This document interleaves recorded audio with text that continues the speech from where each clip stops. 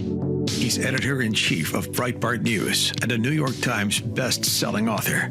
And on this podcast, he brings deep research, prescient analysis, and world-class guests. He's Alex Marlow, and this is The Alex Marlow Show. Happy Independence Day, and we got an Independence Day show for you. It's a double interview show. We're talking to Michael Farren. He's a Grammy-nominated singer-songwriter, very prolific in Nashville. We worked with him for years at Breitbart on various topics.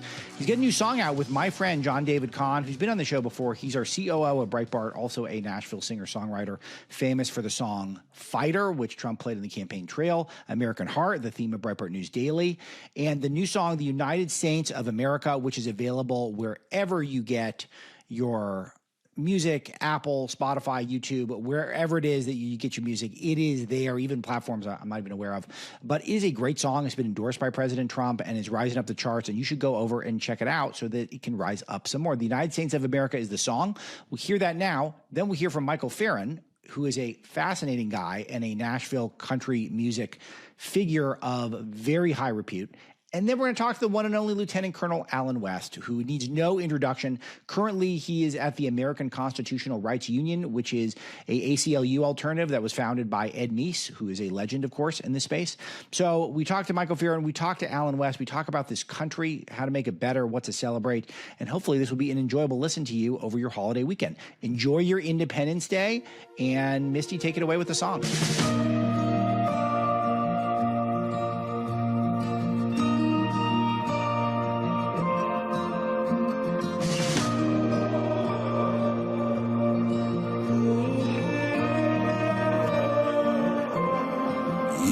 That purple mountain's majesty, it ain't the fruited plain, it ain't that shimmering sunset out on amber waves of grain.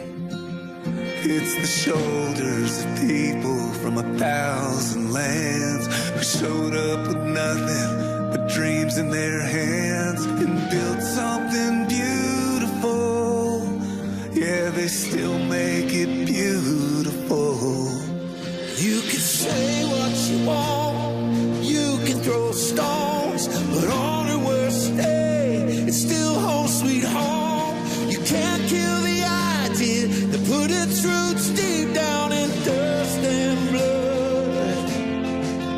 Done a whole lot of bending, but you can't make her break. Hello, high water, that flag's gonna wave. If you wanna know what keeps this crazy thing standing up, it's the United Saints of America.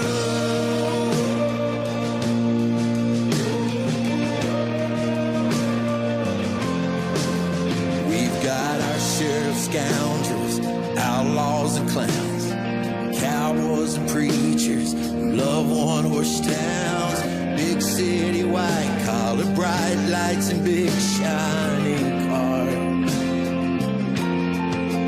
We've got farmers on tractors that keep us all fed, the north and the south, the blue and the red, they make something beautiful. Man, those colors are beautiful. You can say what you want, you can throw stones, but on her worst day, it's still home sweet home. You can't kill the idea that put its roots deep down in dust and blood. Done a whole lot of bending, but you can't make her break. Hello, high water, that flag's gonna wave. If you wanna know what keeps this crazy thing standing up, it's the United States of America.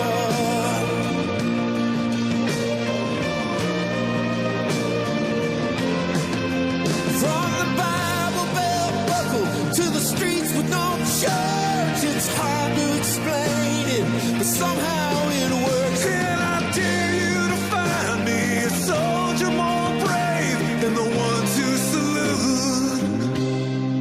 stars and stripes every day. You can say what you want, you can throw stones, but on the worst day, it's still home sweet home. You can't kill the idea that put its roots deep down in dust and blood. Done a whole lot of bending, but you can't make her break.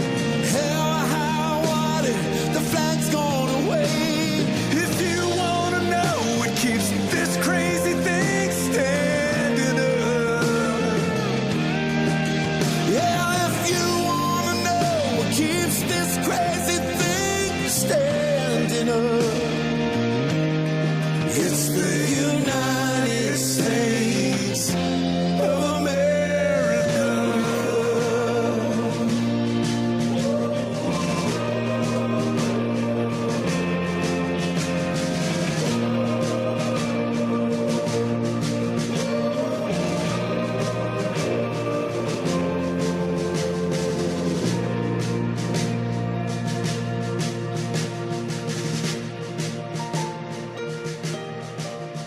All right, what you just heard is one of the hottest new songs in America, The United Saints of America, written by our COO of Breitbart News and our Minister of Culture, John Kahn, and famed singer-songwriter Michael Farren, who's in a few collaborations with us in the past, Grammy-nominated, has had a great history in Nashville. Michael is on with me now. John was supposed to be here, could not get the technology to work, and he's still trying, even though we're live now. Let's see if he can pop in and Misty can pull it off. We'll throw it to John in real time, which is not something you hear about in podcasts. Normally in podcasts, it's either you got it on autopilot or it's off. You just scrap it. But, we could do something totally different here. But, Michael, the song's fantastic. The lyrics are fantastic. Very uplifting. And it felt like a real place of genuine love of this country, which I feel like is such a simple concept. But it is something that is in such deep desire right now, because we're seeing half the country just seem to just detest everything we stand for.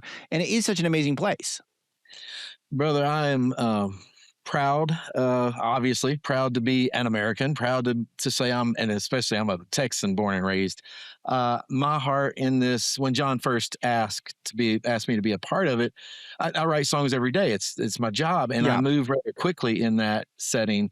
This one actually caused me to pause. It was like, okay, hang. Because I write a lot of songs that are themed around holidays, and I can throw out Christmas. I can throw out numerous Christmas songs every year or whatever. But this one, it was like, okay, no, this deserves a pause. And where's your heart in this one? And so it really wasn't just throwing a lyric because there was an opportunity. It forced me in a very good way to sit and do exactly what you just described. What is this going to mean to me? And observing what you just described of a lot of divisiveness and a lot of hate, which is just startling to me. I like everyone else, am kind of just baffled by why you stay somewhere you seem to hate so bad. And I don't know, as I started kind of going through it, I'm like, I don't want to write anything that brings a further divide, right? But I want to somehow find a way lyrically to embrace that diversity. And I know that word's kind of cheap these days, but legitimately, if you love the flag, you may not agree with me, but somehow we're able to walk together in this thing. Like if there's a love of country and a love of what it stands for, what it's built on, then it's okay that we don't agree on everything, but there's honor and respect involved. I get a little too preachy with it, but the desire and heart was. Well, but ironically, the song is not at all preachy. If anything, I think it's maybe too conciliatory and unifying. Which I don't say as a criticism. I say that it shows a genuine sentiment of affection for this country. There's one lyric in there where I want to make sure I got this right, where you shout out the blue states, who I'm not shouting out the blue states right now. The North and the South, the red and the blue, they make something beautiful. Man, these colors are beautiful. One of these things where I love the sentiment. I'm losing hope in that in some ways. So I needed this message because I think a lot of people are. Yeah. I think a lot of people feel exactly what you feel. Yeah, they really do. But to talk about the unifying nature of it and the fact that we do have this country now that it feels like we have people who prefer to live completely different ways. And it seems like we made that work in the past, but all of a sudden, I feel like a lot of people are considering, well, maybe that's not going to work any longer. So I think John put his finger on it pretty quick. I mean, we've known each other for a number of years now. We've written a lot of songs together, but we're very different. Like he's from LA. He's a West Coast guy. I just described before we went live, I'm describing my life. And my life, if I'm not in front of people doing a music thing or running a music venue, a restaurant here, I'm in the woods. I'm in a kayak somewhere fishing or whatever. John and I'm from Texas. I'm proud 5th generation Texan. Never thought I would leave Texas even to come to Nashville. John and I are very different in our landscapes of life. We're not so different in a lot of our beliefs and political viewpoints, but even in the political viewpoints, we differ on some things. But he did a really great job of bringing it to light of like, we're sitting on 2 stools in our matchy hats, singing a song that we really mean, because even the 2 of us sitting on those 2 stools don't agree on everything, and have opinions. And yet we can both stand there and get tears in our eyes over what this republic actually stands for and what it brings to every one of us. I'm so glad you brought the hats, because did you guys go to the same place on the same day? Was it like a buddy trip? Like we're going out? No, I will say mine is handmade in Texas by an amazing little hat company. I don't know where John got his, and I figured he would bring his rock star hat, but I wear mine about every day anyway. So it's almost the same hat, but he wears it with the bill flipped up slightly, which is that's an interesting look. He's more of a fedora guy. So my hat is more like, I'm not a cowboy, but I am a Lord have mercy, a Texan. So there's the hat situation. So it's not a dress hat, but it ain't a cowboy hat. And I have a bowling ball head. So when I find a hat that fits, it's just a joyous day. Yeah, it is a joy. I know I got the same deal. I got the whole family. I was prepping all the kids. I was saying, guys, I got news for you. It's that both your parents have huge heads. This is going to be a thing for you. You're going to have to deal with this. It's going to be a lot of hats you want to wear. They're not going to fit. And that's okay. Well, that's okay. Yeah. Well, there was no hat buying trip. So, we need unification of all the large-headed and the small-headed individuals. So I want to talk more about the song, because it just hits all the right notes at the right time. The United Saints of America. What do you mean by saints? So I come from a gospel background. My dad is still a pastor in Texas. So I grew up around church, and I know that's not a lot of people's experience. And the term saints can throw some people, but in my world, and where I approached that idea was, saints are not perfect people. In my world, I would say every saint was a sinner at one point. It's just, saints are people who just try to do the right thing. And so, in a religious context, saints are people who've achieved some kind of holiness or some kind of, place in life where they're lauded as getting it right somehow. And in this context, for me, it was simply a saint. I mean, you hear the saying, oh, she's a saint, he's a saint. But in context of our country, in context of patriotism, in context of what it means to be an American, we're all hoodlums. Like, we're all messy people. We all have these wildly diverse ideologies or backgrounds or whatever. And yet I think what makes us say, no, what being a saint in this context is just somebody who looks around and goes, it's messy. We're all not perfect, but we're leaning into something that is good. And we're leaning into an idea that has stood and will keep standing. And that deserved saying, this is the United Saints. And I think that the most unifying thing I could think of was, no, it's not the Purple Mountain's majesty. It is the people who are diverse and different. Man, they're saints for believing in this thing and putting up with each other and showing some honor and respect. One of the things that struck me was, as I'm going through it and really having to unpack where we are as a nation, and you have mentioned it, the lack of honor and respect. And I'm not throwing any generations under the bus. I have 2 daughters that are 28, 30. And so I can talk from real up close personal experience. I think even when someone's in office I don't like, there's an honor for office. And that's lost a lot on a younger generation now. There's just no honor for office. Even when there's a president in the office that I may absolutely despise, the choices and decisions, I'm not going to stand outside it and yell profanities.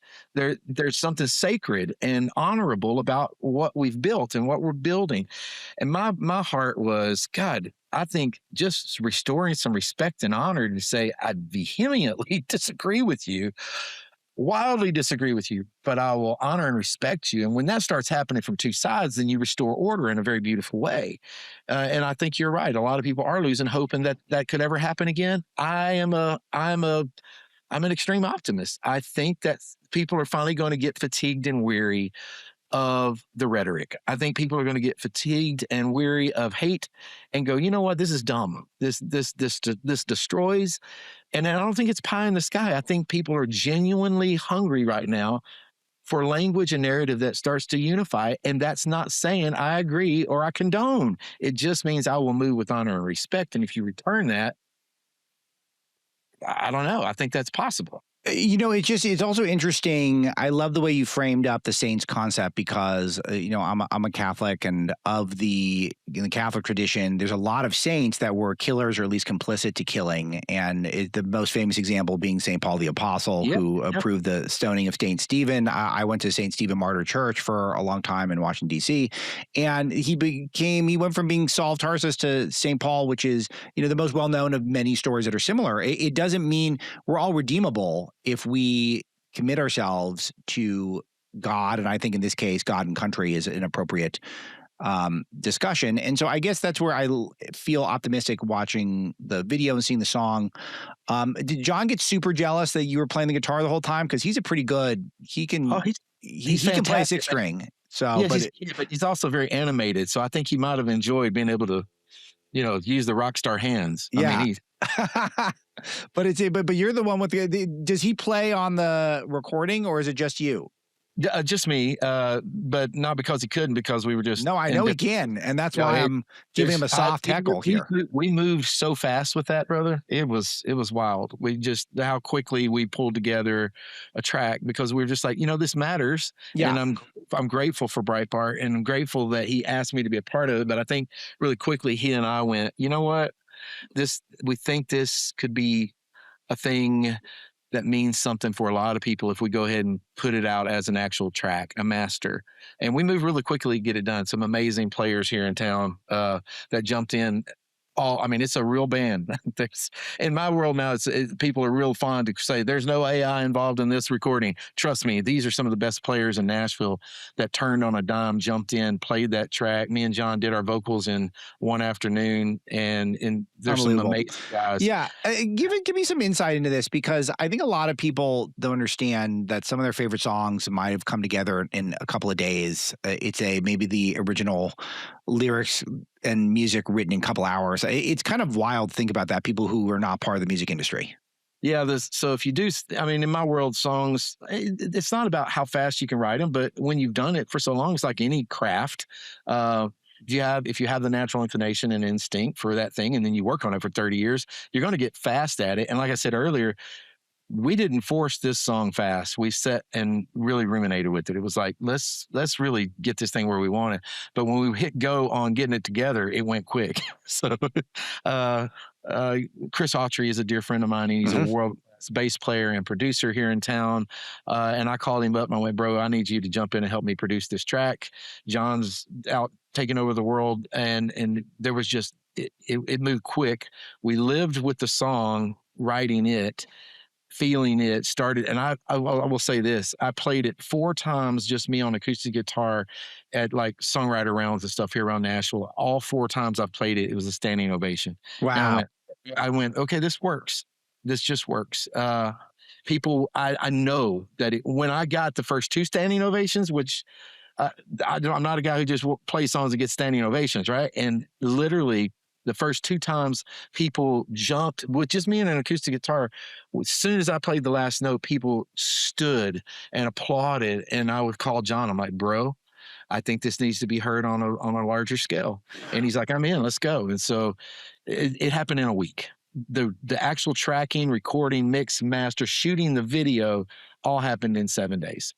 You know, what's interesting is that John's last song, "Fighter," which was a big song played in the campaign trail of President Trump. It was more of a somber song, and this one it's got, it tugs at the heartstrings, but it's much more of an upbeat thing. John lost his house in a fire, in the Palisades fire, which is just totally surreal. John and I have been friends for 15 years, so just to kind of go through that with him was just completely incomprehensible for anyone who can't. It's as unrelatable as it sounds. Those of you who have never had your house burned down in a fire, it's very hard to wrap your mind around what sort of. Been there a few times. It was incredible. Yeah. And it just is interesting to see, but we're at this moment, America's 250, as he still sees as a time for optimism. I know obviously you feel the same way. What are you most optimistic about for our country? And why don't we start with culturally? Because it feels like conservatives have really neutralized, I think, some of the liberal dominance of the culture. You guys are both a part of that. I think that's a big thing. But start there. Then what else are you excited about? So, well, I think people who have previously been silent are finally saying, I can't be quiet anymore. And I do think the majority of people in this nation have some common sense.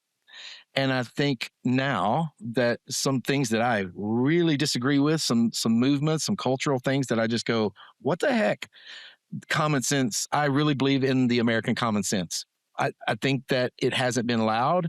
People have been maybe lazy, but I think I'm hopeful that just sheer common sense starts going, oh, hey, wait a minute. That makes no sense whatsoever.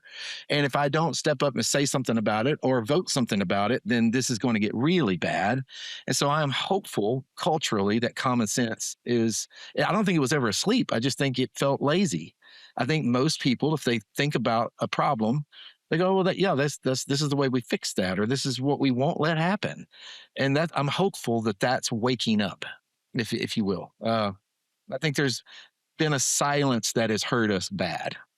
I think that's so big. And I'm watching this, and I don't need to make this is not really doesn't need to be a majorly political conversation, but I am watching it. It's sort of surreal to watch people who have been part of the Democrat establishment for decades, for as long as I've been politically cognizant, just allowing for their party to, all the energy is with people who really don't like this country and are open about it. And they believe all sorts of things that are not happening, like, genocides in Gaza, and how we're going to have billionaire taxes now, and we're just going to have socialist everything. And we have women that need to be men in sports, and just like all the other people who've been around for decades, just saying, yeah, I'm cool with it. I just find it to be very strange that there's a silence and an apathy when we need to be vocal now. You don't have to yell at everyone. I'm not a yeller. I don't yell at people. But you got to at least say, well, let me put my hand up and be counted for believing in this is a really great place, and we figured out ways to work stuff out in the past, and we should try to focus on that instead of just constantly needling each other, nitpicking every second. Well, I'll be honest with you, brother. I'm like I said, fifth generation Texas, Southern, conservative, and not to wax political, Republican to independent kind of thing. And I've had it easy. And I'm very cognizant, even with this song coming out, that I'm going to be now having to state things I believe that I've got away with not having to say much myself. So it's on, like, I live in a world where I write songs for anybody and everybody. There are literal, I don't think it'll be huge, but there are people who are not going to want to write with me anymore because of a very public statement that they're going to read something into of, well, he's very political. Well, I've always been. I just haven't had to be very loud about it. Right. And even this is all a place of me going, no, if you know me, you know where I stand. Now, a little more publicly, you're going to have to know where I stand. And yet, wherever it is I'm standing, I'm going to choose to do it with honor and respect. Like you said, I'm not going to yell, but I can tell you I wildly disagree with what you are thinking right now. And I don't know what you're thinking right now. This is crazy. But there's a way to do that with respect and honor. And when it's not returned, even double down on respect and honor, because at the end of the day, you either have it or you don't. You either really live by the tenets of honor for office, honor for this thing we have as a country, and choosing to respect somebody. I've seen it too many times at the end of the day, and it sounds churchy and cliche to say or whatever, but love does win. It really, really does. And love doesn't get run over. That's a wrong thought on it. Like, love doesn't mean you're going to just let let yourself get stomped on. But I do love this nation, and I do love people, and I do love people who don't look like me, act like me, or think like me. Right. And I'm going to be I want to be, and I'm a part of a movement that says we will also protect it with honor and respect. Isn't that something how you guys have it's a very apolitical statement you're making. The statement you're making, this is very much, let's take 5 minutes to just appreciate what an incredible experiment we're all a part of in the scheme of nations on earth. And is that so bad? Can we just appreciate all that? Yep. And just be no negativity. Let's just be relentlessly positive. And even we can poke fun at ourselves. There's some funny lyrics in there about how we have clowns and scoundrels. We absolutely do. Yes. Yep. This is not new. This is not news to people. And we've always figured it out. So can we focus on that a little bit for 5 minutes this July 4th? That's all we tried to do, brother. It was 5 minutes of this thing's worth it. That's literally what John and I tried to do. 5 minutes of take a breath. This thing's pretty beautiful. And if you don't believe it's beautiful, we got other conversations to have. However, I think there's lots of people I'll give you a story and I'll make it quick. Sure. One of my daughters, she's my 30-year-old. She's amazing. I'll sent her the links that were going up yesterday, and she was like, "Dad, that's awesome. I'm so proud of you." And she sent it to her friend group. And one of the girls in her friend group is wildly liberal, California, liberal. I love her. I've known her since she was young, but very, very liberal. But she heard the song. And she told my daughter, when John sang the line, "It's the shoulders of people from 1,000 lands," she goes, "I felt patriotism." She said, "I felt patriotic. It didn't divide. It didn't like so my daughters were scared that it was going to be, somehow divided or whatever." And the reaction from someone who might be a little bit on the far side of where I believe went, "No, I felt patriotism. That made me feel like this is beautiful." And that's all we wanted. Like, Republican, Democrat, it doesn't matter to me. If you can't take the 5 minutes and go, "Nope, this thing is beautiful." My favorite line, I think, in the whole song is, "You can't kill the idea that put its roots down in dust and blood." And it makes me emotional. My wife's dad, great guy, lives in Arkansas, 3-tour Vietnam, highly decorated. Bro, you don't know somebody like that and not have a different appreciation. Dust and blood, this idea, even when it was misguided or misplaced or whatever, this thing has moved towards something that mattered. And I believe it still is. And so I feel that line very deeply. You can't kill this idea that has bled into the ground to go, this republic matters. This experiment matters. I don't think it continues without respect and honor. And that's a shout out. This is where poetry and art works, is because that's a clear, the dust just symbolizes the middle of our country. It symbolizes the work ethic that's been indelible to our founders and people who built this nation. And in blood, of course, talking about wars, we're talking about ancestry, heritage. Those words just say so much more than the words themselves. And I feel like that's a great framework for us to come from as conservatives and people who are trying to be conscientious of the way music and poetry and film can move people, because this country is not just an economic engine. It's not just a land of mass. We are a people, we've got a heritage, and it's a wonderful heritage. It's not without its flaws, but we talk about the flaws all the time. Let's just take a little bit of time, talk about what an amazing, amazing run we're on, 250 years in. Amazing run. It's a pretty good run. Michael, tell me one other thing that I did feel like is important to bring up is you got the Trump endorsement. That's pretty cool from Truth Social. That's crazy. President of the United States. You have to say, you guys have to understand this, whether or not you wake up in the morning one day and you think that I love this president, I'm kind of off on him now, or I hate this guy. When you wake up and the president is promoting your work, it is a wildly positive sensation. At least that's how I felt. What was that like? Brother, I was sitting behind my house under the carport with a buddy of mine, smoking a cigar, watching a rainstorm come down. And I looked down, and John had sent me a screenshot. And I literally jumped straight up out of my chair and took off running to find my wife, who then did a dance all over the backyard, because it's such a wildly honoring thing. Wow. I'm just so grateful. And I'm grateful. he's a cheerleader for the country. You are too, Michael. Your music's fantastic as well. And you've got a venue. You've got the Bourbon Gospel, which is in is it in Nashville? I gotta go. Downtown Columbia. We would love to have you here. Okay. Downtown Columbia, Tennessee. It's a beautiful old historic building. I'm standing in the top part of it right now, and it's an incredible restaurant. Lots of 5-star reviews on our elevated Southern scratch kitchen food, but it's a songwriter's venue. So every week you come and you hear guys tell the stories of how they wrote songs that you hear on the radio. So very top shelf writers sit down here and tell their stories every week. We had a full house sold out tonight for a Thursday night show, and beautiful. I love doing this. This has been a fun day. The Bourbon Gospel. If you're ever here, you'll love this. You mentioned it. Downstairs in the music venue, there's a beautiful 8-foot tall, 7-foot tall, 110-year-old stained glass of the conversion of Paul. Wow. That my That's wife unbelievable. found. I had no idea. I had actually no idea when I brought that up. That's unbelievable.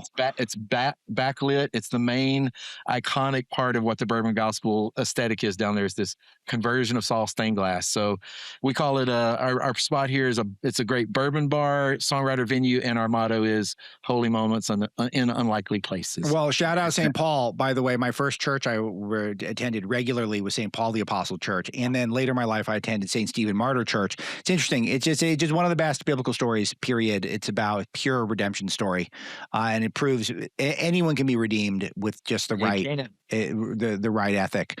Michael Farren, you're a great patriot. The song "The United Saints of America" is anywhere you get music. I'm looking at it on iTunes, YouTube, Amazon, Spotify, Apple, Pandora, something called Deezer, something called Tidal. I don't even know what those are. You can get them there. So, and at Breitbart, we're promoting it 24/7 for obvious reasons. Anything else I can plug for you, sir? Brother, I'm grateful for you. You've done it. Grateful to know you.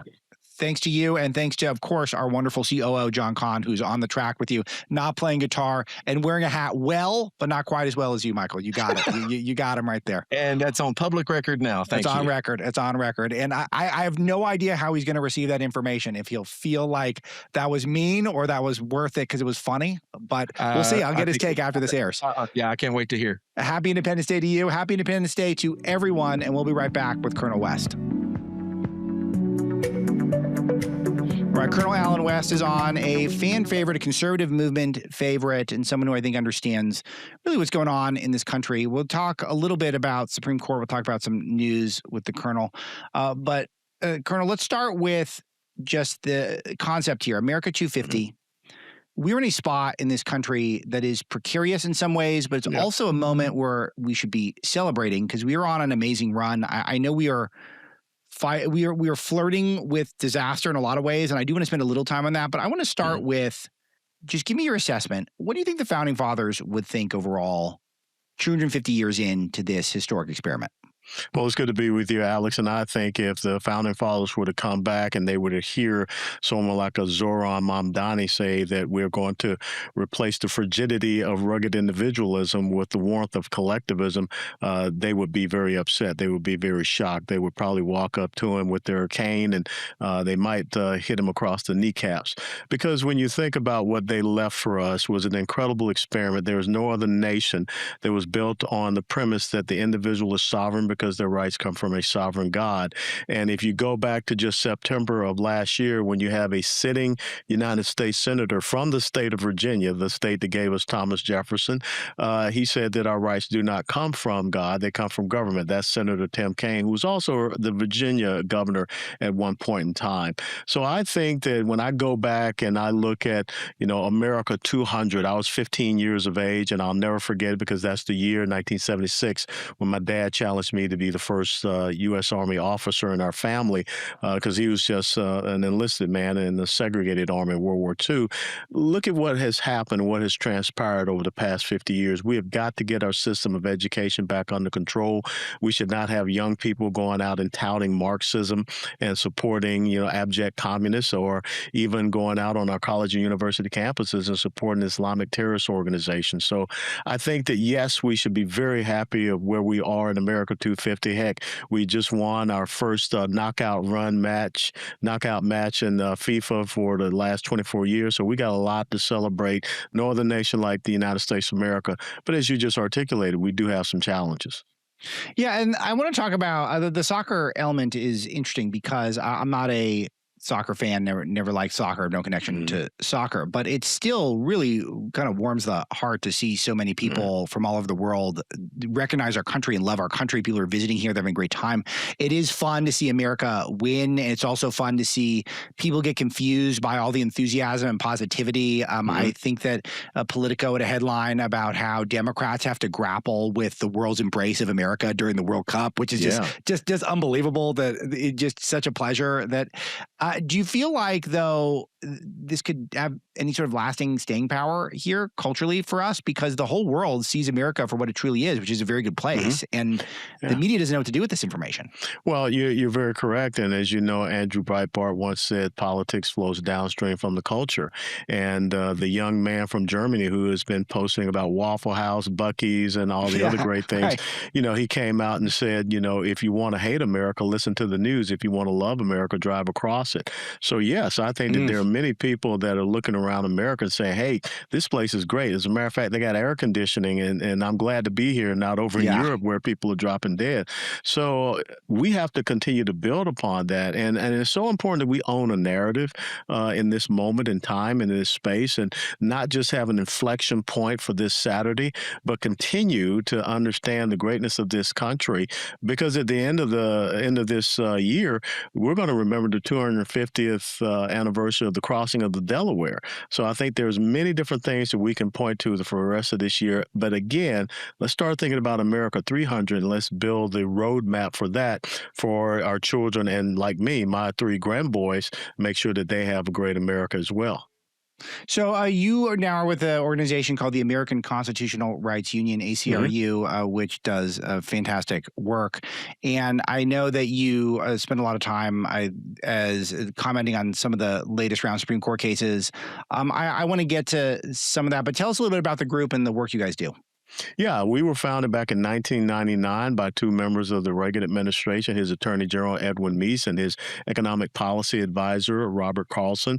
And the whole point was that they saw the dangers of the ACLU and they wanted to have an organization that was kind of a counter to them. And that's what the ACRU, Constitutional Rights Union, has been, because this whole thing, civil liberties, I mean, they have become just another leftist talking head, just the same as the Southern Poverty Law Center, which may have started with some good intentions, but now look at them today. So we are going to be on the forefront of making sure that we protect our constitutional rights, those freedoms, the things that Thomas Jefferson, brought forth 250 years ago, that James Madison codified in our Constitution, our rule of law. Very good stuff. All right. So let's get into some of the court. So I want to go back to some more America 250 content, but one of the things that is related and was sort of disturbing was to see the Supreme Court rule how I thought they would, but still upsetting, which is that birthright citizenship is a real thing, and the location of the woman's body when someone is born is the only determining factor whether or not someone's a citizen, as an entitled to everything America has to offer for their entire life, and plus their children, et cetera. All of this seems completely illogical. I don't see the historical precedent for it. There, of course, was it's been the law of the land, so to speak, for such a long time. But if you go back to the origins of the debate about birthright citizenship, it had to do with free slaves, making sure they weren't disenfranchised again. And then now we're here. I mean, give me your thoughts on, go small picture and big picture. Give me your thoughts on this case, but also where do we go from here? Well, I think that they completely got this wrong, and we've seen many other cases the Supreme Court has gotten wrong, so they're not above criticism or reflection. The most important thing, as you just articulated, the 14th Amendment, which everyone wants to come back to and talk about the Equal Protection Clause. The 14th Amendment, after the 13th, where we abolished slavery, gave citizenship to slaves, and then the 14th Amendment Equal Protection wanted to make sure that the children of the slaves also would be granted the citizenship, just the same as their parents or whomever that were recently freed. And then, of course, the 15th Amendment went on to give them the ability to vote, men at that time. So I think that this perversion of how we continue to try to fit everything into the 14th Amendment, and we don't have that strict understanding and interpretation of it and what the founding fathers really thought and what the people in the Congress at that time passed through the constitutional amendment, we've got to stop going down this path because, again, we're creating a gap by which we can be exploited. And really what the Supreme Court did was to cheapen this thing called American citizenship. And we know about this birth tourism where people are coming here, especially from our number one geopolitical foe, China, and people are coming into territories even, having babies. And then, of course, the baby becomes a citizen, and they may take them back to their native country, but now they're entitled to rights and privileges as an American citizen, to include government subsistence and to the ability to vote and things of this nature. So I really think that the states need to come back and start looking at, because they're the grantors of birth certificates, to say that, okay, Supreme Court, you may have ruled this, but at the state level, understanding federalism, we will not comply with this because we don't see this as being consistent with the American Constitution and maybe even our state's Constitution. I'm really interested in where you think this goes, because you're seeing this. Red states are kind of thriving right now. I mean, people can't get to Texas, Tennessee, Florida fast enough. Yeah. And I think that if there was bigger job opportunities for certain industries, I think we see the same thing in a lot of other red states that are there. Mm-hmm. And yet the left, people can't leave fast enough. I'm in California, and there's just so few of us left. And one thing that's very noteworthy is that Spencer Pratt ran this amazing campaign in LA. Mm-hmm. He's at 26% of the vote. The reason why he's at 26% of the vote is no fault of his, is that there's no Republicans left. Like, they're all gone. Yeah. Even me, I'm a lifelong LA guy. I moved north, so I don't get to vote in the mayoral election because I'm not in the city anymore. But most people want to leave further away. They want to go across the country. They want to get out of here. Mm-hmm. And yet the left is tripling down on their leftism. Every day it seems like we meet a new socialist candidate who has disdain for our founding, disdain for our founding principles, disdain for Judeo-Christian God, disdain for capitalism. It's a disdain for Israel for some reason, gets lumped in with the socialist group, it just shows you how nuts they're getting. So is this how bad is this? Because do we like the clarity, Colonel, or do we hate, or do we fear that these people just don't care about America? Well, first and foremost, I will tell you that I'm glad that they've come out of their closet and they're declaring that they are Marxists. And, of course, there are subsidiaries thereof, being it a socialist economic model and, of course, the communist societal model. But they are Marxists. There's no doubt about that. And they are anti-Semitic. So, yes, there is a clear line, clear delineation that we can establish. And when you start going down that path, we can make that choice. And when you look at some of the turnouts for these people in these primaries that they're winning, it's not some magnificent number as you articulated. I mean, Zoran Mamdani, I think, less than 25%. Some of these folks are winning in their primary races with 17,000 votes, 20,000 votes. So, it is still a very small microcosm. But here's the big concern that I have when you talk about red state, blue states. And I call this the locust effect, because you do have people that are leftists that are leaving these blue states. And guess what they're doing? They're coming to a place like Texas. And I live here in Dallas County, and we do not have a single Republican elected to Dallas County leadership. No county commissioners, no treasurer, no county clerk, anything. And you can see that repeated in Austin, Texas, and Travis County, Houston, Harris County, San Antonio, Bexar County. So I think it's really important that we in these red states start understanding that, we don't want you to come here. And I'm being very frank and honest. We don't want you to come here if you're going to bring the exact same failed policies. Because remember, it wasn't too long ago, Colorado was a strong conservative state. It went purple and now it's blue. And I'm very concerned when you look at the major urban population centers, that's what the left does. And that's where you see the greatest amount of their policy failures. So we have got to get into these major urban population centers, and we have got to get our message going. And Blacks and Hispanics are conservative in nature. We just have to continue to have the constant communication with them, especially on things like education, safety and security, economic opportunity. So there's so much in there I want to unpack, but I want to finish the conversation of birthright citizenship with the fact, just getting your thoughts on, so where do we go from here? Because I did not get the impression from this Supreme Court decision, this is permanently the law of the land. It feels like something that we can chip away at other means, either legislatively or just getting a more conservative court eventually. What do you think is our best path? Well, I think right now you're going to see some action down at the state level. We already have State Representative Brian Harrison here in Texas that is calling for a special session so that Texas can do something about this. Because look, we have 1,200 and I think 49 miles of border that we share with Mexico, and that is a big threat of people coming across and just having babies and going back or staying here because all of a sudden they become quote unquote an anchor. So I think you'll see some action at the state level. I think that you also this can become a huge issue going into the midterm elections as to why we need to have an even stronger House and Senate now, especially when you look at the Marxist type of candidates that the Democrat Party is putting up. Right. Okay. So there is a note of hope in there, which I do appreciate. I want to get a sense of, given your military background, how do you feel like we're doing militarily? The fact that we've renamed the Department of Defense, Department of War.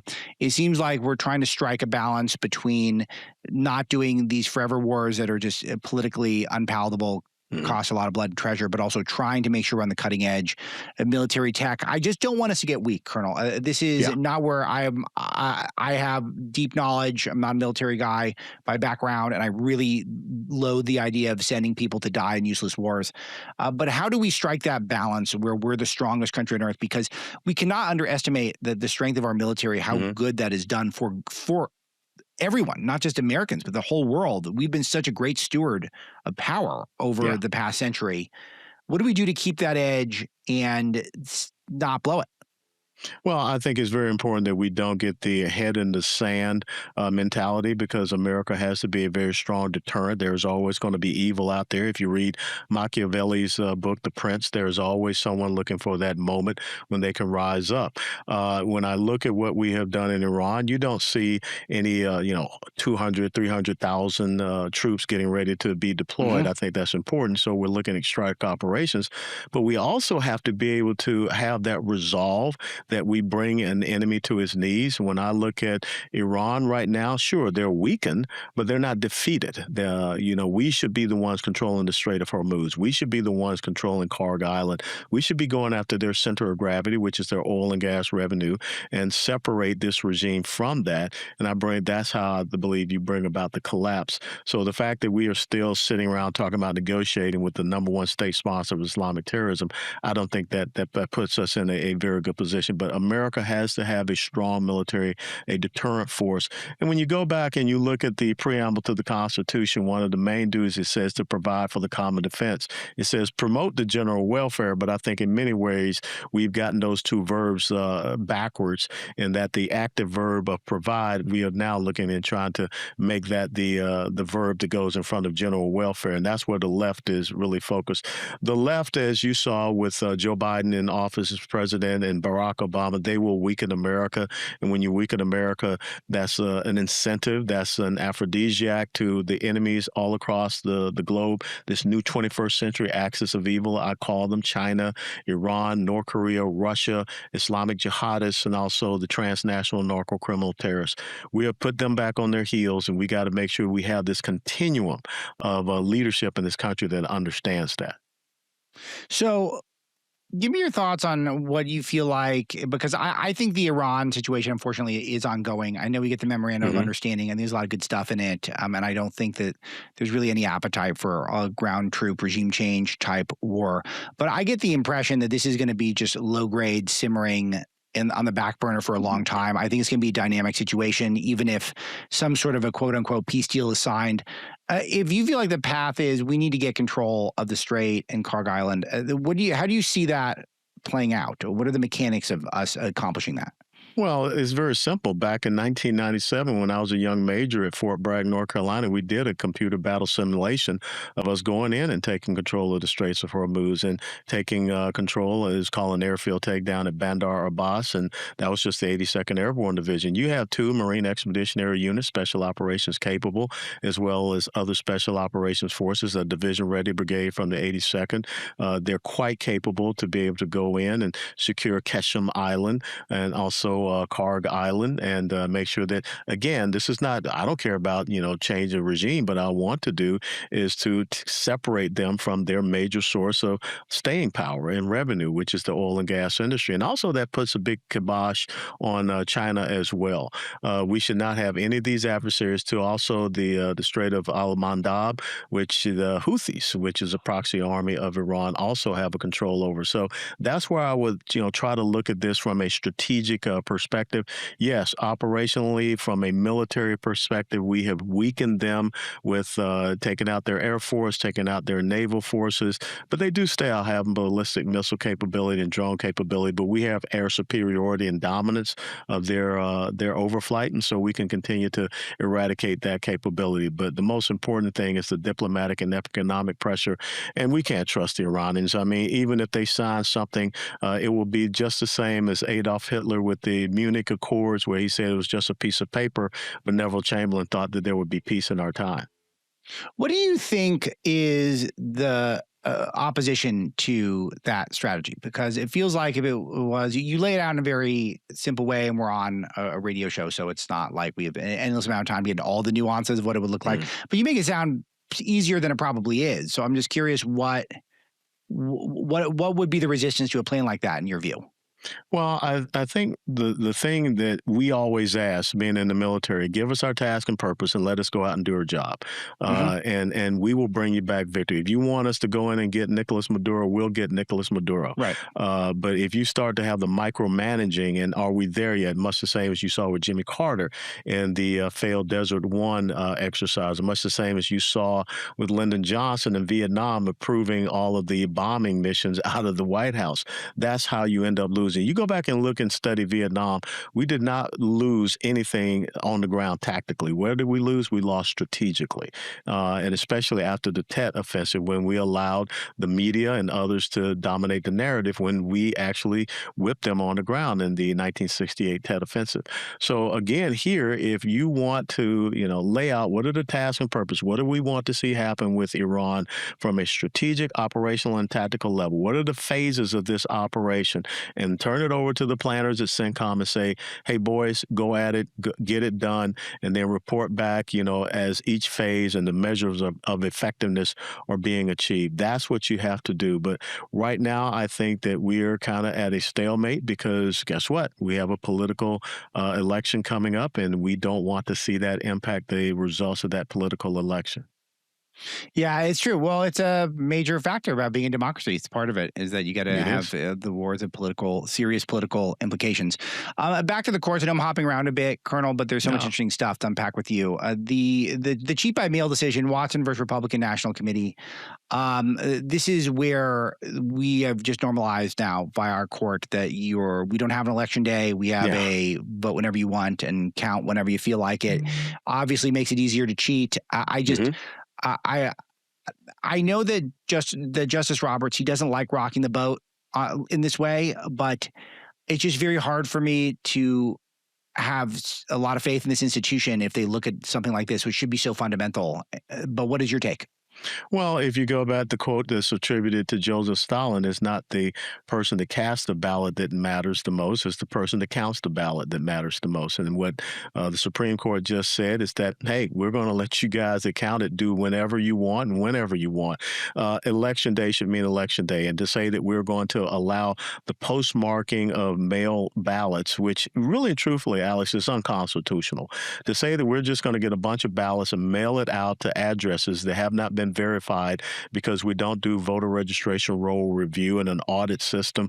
That's very disconcerting. Eric Holder wrote about that in April of 2020 in a Time magazine article that said how coronavirus should permanently change elections in the United States of America. And he was talking about mail-in, either absentee or you're there in person.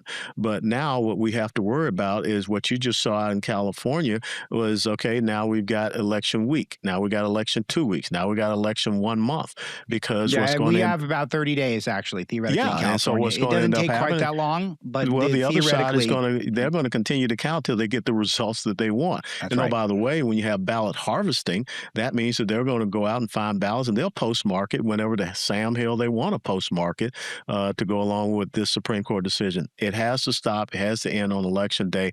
And furthermore, for our military men and women who are deployed, we need to make sure that these states, especially blue states, are mailing out their requested absentee ballots in a timely manner so that they can get back on time. Just remarkable. So again, what's the process here? Do we just need a more conservative court? Is that, or is there any other interim solution? Can there this stuff that states can move forward on, or is it just about we got to win every election and get the most conservative court imaginable? Well, I think once again, you just given a green light to these blue states like a California, like a New York, Illinois, to continue to have the fraud and abuse that you see in our electoral system. But now you just have to have people that are going to be bigger watchdogs to report this fraud and waste. But I think that in red states, they'll continue to supervise this and to oversee this. But when I look at a place like a Dallas County that does not have any Republican leadership at the state level, we got to make sure that some of these nefarious actions and processes do not happen in some of these blue counties located within red states, like Fulton County in Georgia.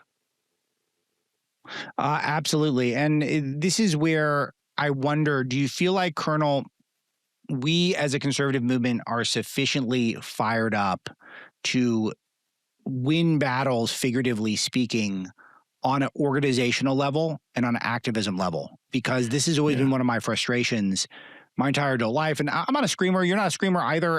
We don't need to yell at people all the time.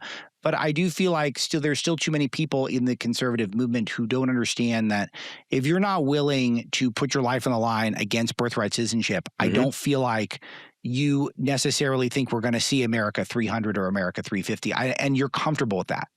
Yeah, you're absolutely right. And it reminds me of a quote I believe is attributed to Alexander the Great when he said that I would not fear an army of lions if they were led by sheep, but I would fear an army of sheep if they were led by a lion. Wow. I think that in the conservative movement, we have a lot of people out there that are raring for the fight, but we got some lambs and some sheep that are out there in certain leadership positions. And I refer directly back to the Supreme Court and some of the people that we've been discussing. So, talk to us a little bit about what you feel like is your formula. Give me your prescription. What are the things that you think we should be doing to make sure that the America 300 celebration is a victory lap? And tell me the things that we should not be doing if we feel like we're just going to be lamenting the good old days in 50 years. I think we got to go on offense, and we have to do it with reckless abandon. We cannot sit back in comfort zones because this is, Republicans bring a plastic spoon to a gunfight. It's about time you pick up a gun just the same as the other side. I just look at what happened up in Wisconsin, I believe, when some transgender activist said that let's go out and kill Republican officials because I guess they're upset about the Supreme Court decision about biological males not playing in sports with young women. I had two daughters. I would have been out there fighting someone if they allowed their son to compete against my daughter. So I think it is time that we have to be very serious. And myself and Cheryl Chumley, who is the online editor at the Washington Times, we have a book that's going to be coming out later on this year talking about America's second Civil War, because I believe that that's where we are at right now. We're on the precipice of that. We're talking about, defeating this alliance of Marxists, Islamists, and the Democrat Party. We've got to clearly delineate who this enemy is. We have to not be afraid of that and saying so. And so I think that right now, we want to make sure we have America 300, Alex. We've got to have courageous leaders that are out there on the ground, standing toe to toe to go against the people like Mondanis and AOCs and all of these other Marxist leftists that we see rising up. Okay, Colonel. So if we accept the premise we're in a civil war, thankfully, mostly nonviolent, not entirely, as we've seen. Not entirely. Remember the Civil War started with, the secessionists firing on a federal building. If you go to Portland, we've already had that. Yeah, well, and if you think about what's happened to President Trump and Charlie Kirk, and it all comes from the same wing of the political left. I mean, there's certainly you can't call it nonviolent at this point, but it could escalate a lot more. So what is your recommendation for an average American person? If, let's say you're someone like me who lives in a blue area where we're decades away from any political clout if we start working 24/7. Is it to make red states those city on a hill? Is it to try to fight back and try to take back our cities? I mean, well, what do you think if you're someone who's sort of stuck for whatever reason in Chicago or New York? I mean, do you try to fight back or do you try to free yourself? No, I think that you have to reverse what they are seeking to do. Their blueprint has been to, spread this, like I say, the locust effect of going into red states and especially the major urban population centers. So I think we have to start pushing them back in the red states from those population centers. I think that we also in concert with that, we've got to start getting more conservative voices onto these college and university campuses and force the debate, challenge them. And I think that when I look at schools like a Hillsdale, we should have more Hillsdale colleges out there all across this country so that we give alternatives and we say to some of these schools, not sending my kid there. I want my kid to get a good quality education. I want my kid to understand America. And again, I think that the education aspect, the lack of support from the left for education freedom and parental choice in education down to, the elementary school level, that's a big deal. We're seeing that here in Texas, that a lot of people are leaving the traditional public school path, especially in these urban population centers, because they don't want their kids to be indoctrinated. So I think information, informing people, educating people, activating people, and again, we have got to start taking back the narrative as well.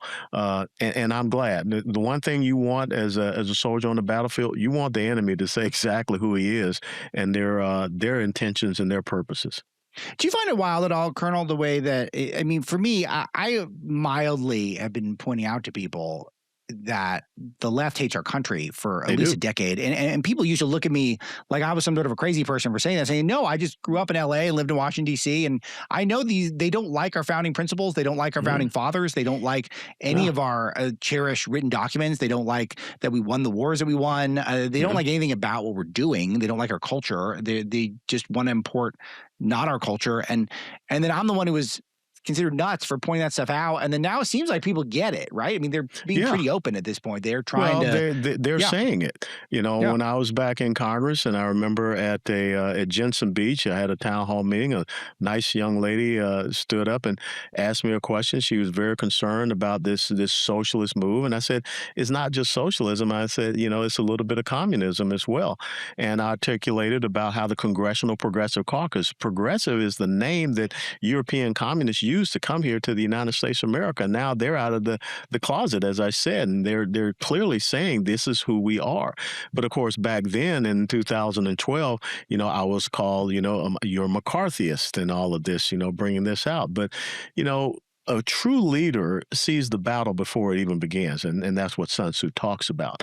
So we should have been seeing this, back 20, 30 years ago, this march toward this leftism, this Marxism that we see. We should have been paying attention to this in our schools of education, paying attention to this in our college and university campuses. And now we have, like I said, this incredible alliance between Marxists, Islamists. They're overtaking the Democrat Party, and the Democrats, the old establishment Democrats, they have no idea about what to do. So I think right now we have a fantastic opportunity, Alex, to say that we're going to plant the standard, we're going to plant the flag. Let's rally around the flag. Last one, fun one. How are you celebrating Independence Day this year, Colonel? Well, Friday, I will be speaking at Prestonwood Baptist Church talking about Independence Day and that relationship of natural rights theory and the fact that we are founded upon a Judeo-Christian faith heritage. On Independence Day itself, going to have all the family over, and we're going to grill and jump in the swimming pool. But we will also take that 10 minutes and 41 seconds and read the Declaration of Independence to understand what Thomas Jefferson said and our founding fathers set forth for us 250 years ago. I knew you nailed that one. That's perfect. Perfect day. Sounds like a perfect day. I hope you have a great one, Colonel. You too, tell me Alex. more. Where can people want to support the ACRU? What should they do? They should go to theacru.org, theacru.org. And also, we have a constitutional conservative veterans organization called the Committee to Support and Defend. And this month, Saturday, the 25th of July, we'll be doing a big motorcycle ride down in Brunswick, Georgia, to support the Golden Isles Veterans Village. I'm going to ride my motorcycle from Texas down to South Georgia. And of course, I grew up in Georgia, so I'm looking forward to being down there. We got to talk about Georgia sometime. That is become a real curiosity to me. The politics all over the place in that state, and it's a really interesting part of the world. All right. Lieutenant Colonel Alan West from the ACRU, but you know him from so many other things. One of the true patriots out there. Thank you, Colonel. Always appreciate these talks, and I hope we have another one soon. Absolutely. Happy Independence Day. Same to you.